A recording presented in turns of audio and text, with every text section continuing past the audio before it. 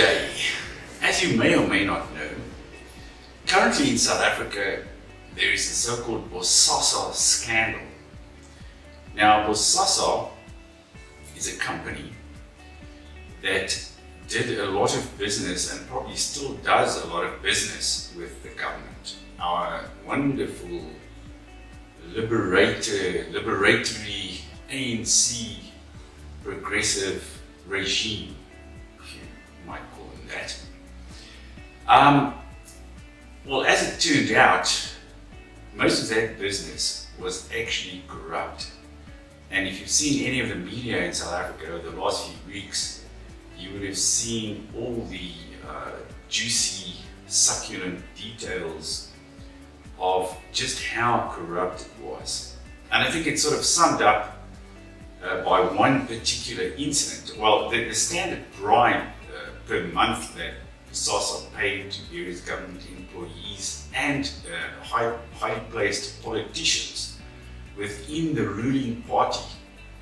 Although I think even the term ruling party does not apply to something like the ANC. It would be more to our ANC terrorist overlords who came from across the oceans and from the ex-Soviet Union to come and loot us and insult us and murder us, because if you look at farm murders, of course, and just the general murder rate in this country, there's something of a crime against humanity going on. But now the incident that summed it up for me was in the his testimony before the so-called Zondo Commission. Mr. Angelo Agrizzi, the former CEO of Bosasa, recounted how he gave a standard monthly bribe of 300,000 Rand, which is about $20,000 or 20,000 euros, give or take, a few rands and cents, to Dudu Myeni, who was at that time the chairperson, not the chairman, but the chairperson of the national airline, South African Airways. Now, Dudu Myeni, and he not only did he give her in cash, in hard cash, the $20,000 or 300,000 rands, he put it inside a Louis Vuitton handbag. And I think that sums it up. If you go to Louis Vuitton, the shop here in Sandton, you'll probably see a lot of government officials and politicians and so on, ripping these handbags from the shelves and paying for those with stolen money from the government's coffers. Now, Dudu Myeni is in herself is something to one could probably dedicate an entire video to her as well. But put it that way, she has acceded to personhood at some other point in her life, from being, I think, intellect is about at the level of the average domestic servant in South Africa who spends her time in front of the kitchen sink or maybe pushing a vacuum cleaner, and she suddenly found herself chairperson of the national airline, which explains why the national airline has been bankrupt several times over the last few years. But a lot of people, of course, managed to loot whatever financial means the national airline still had at the time. This whole issue of the person, the chairperson, as it's called, reminds me a bit of an old little novel by the Russian-American author Vladimir Nabokov, and it starts off, he says, "Here's the person I want. Hello, person." Doesn't hear me. Perhaps if the future existed concretely and individually as something that could be discerned by a better brain, the past would not be so seductive. Its demands would be balanced by those of the future.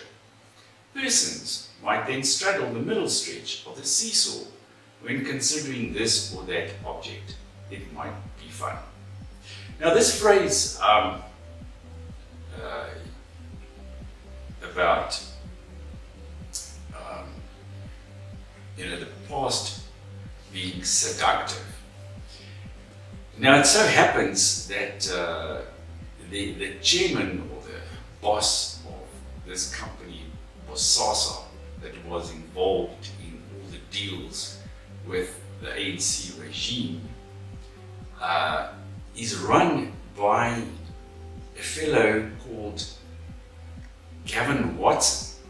Now the entire Watson family consists of a group of liberals who used to heap a program on South Africa and especially on its white population, and they are famous for refusing to play rugby against people of their own race in South Africa in the 1970s and 1980s, and they preferred to join an all-black rugby club in the local township in the Eastern Cape and practice their rugby there.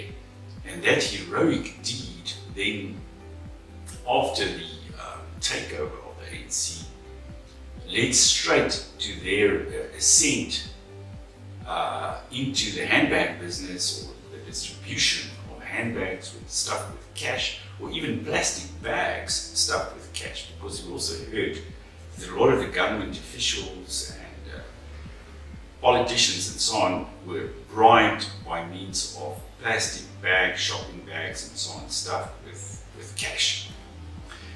But of course these now Gavin Watson probably hates Afrikaners as much as he hates white people, and he would probably never want to play rugby against an Afrikaner player or together with him in a team, and I think his brother Cheeky Watson has made noises to the same extent that he doesn't like playing rugby with reactionary Afrikaners who suffer from whiteness.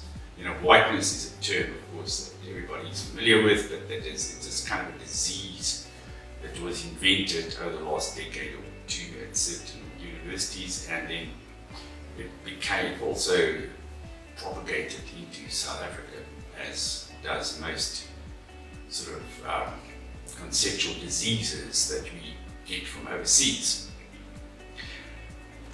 So not only does Gavin Watson represent the apotheosis of corruption in this country with these bags of cash and these underhanded deals with the ANC regime, but he also represents something of the highest state of development.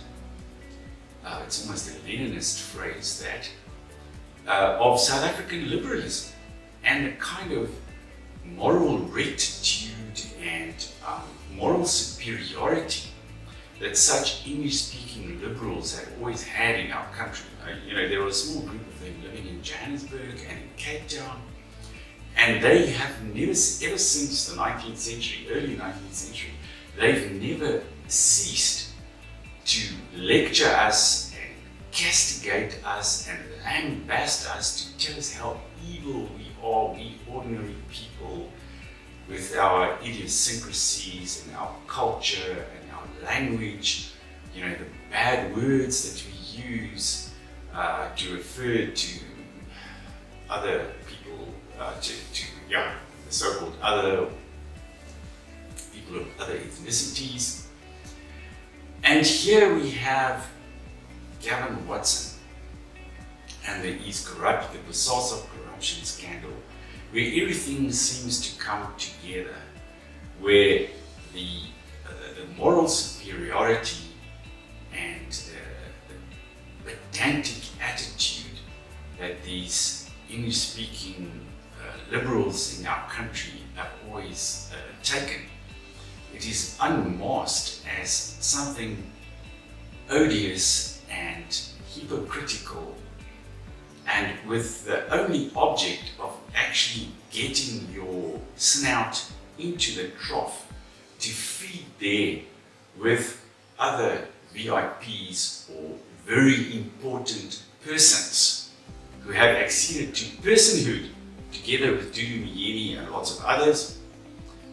And I'll close on that note, talking of VIPs.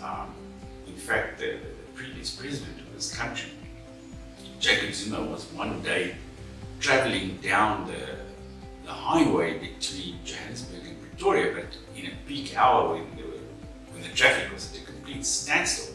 And a friend of mine had the misfortune to land in the way of his 20-car and motorcycle cavalcade, in which these persons, very important persons in our country, are usually transported. And because he couldn't get out of the way because there were cars all around him, they dragged him out of his car and arrested him on the spot, and then threw him in jail overnight for not getting out of the way of the most important person in South Africa, i.e. our president, who is himself mired in corruption with about 700 outstanding corruption cases against him. So that's life in South Africa, among the very important persons. And of course, these liberals like Gavin Watson, who would lecture us on multiracial sport and multiracial marriages and multiracial everything, but in the meantime, stuffing the plastic bags and the Louis Vuitton handbags full of lucre. Don't forget to subscribe to this channel, and very soon we'll be posting videos on a much more organized and a much wider scale than we've done it until the present.